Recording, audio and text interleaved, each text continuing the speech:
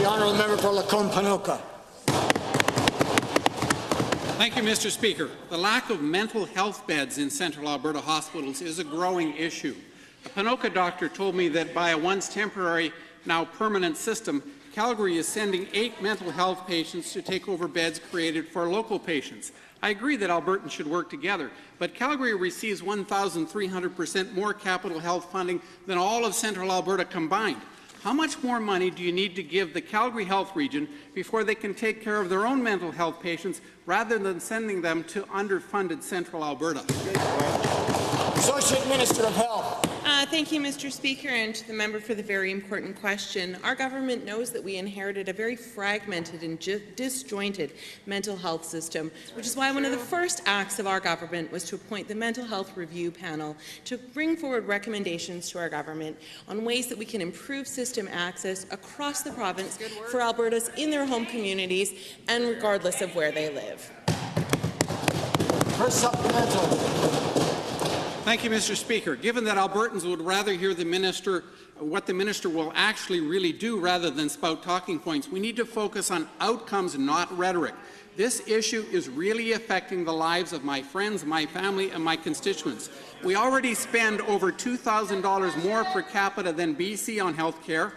Other than raising taxes and throwing more money at the problem, by what real strategies will the minister fix AHS to ensure that Central Albertans can actually receive mental health care in my region? Associate Minister.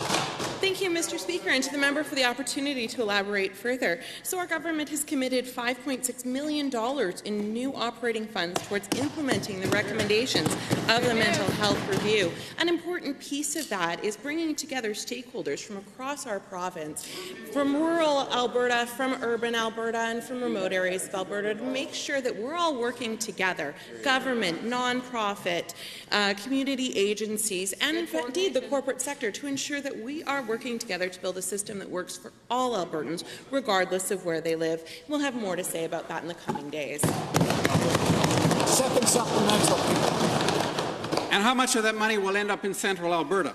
Mr. Speaker, given that today is not a cut day, it is a save day, saving the lives of Albertans, I want the minister to know that mental health patients in Central Alberta are unable to access health care in the community due to underfunded and overcrowded hospitals being taken up by patients from outside the region. Given that Central Alberta makes up roughly 1/10 of the population, yet only receives 1/20 of the capital funding, what will the minister do to equalize the amount spent in Central Alberta with other parts of the province, or is this deliberate health care ration? Thank you. Associate Minister.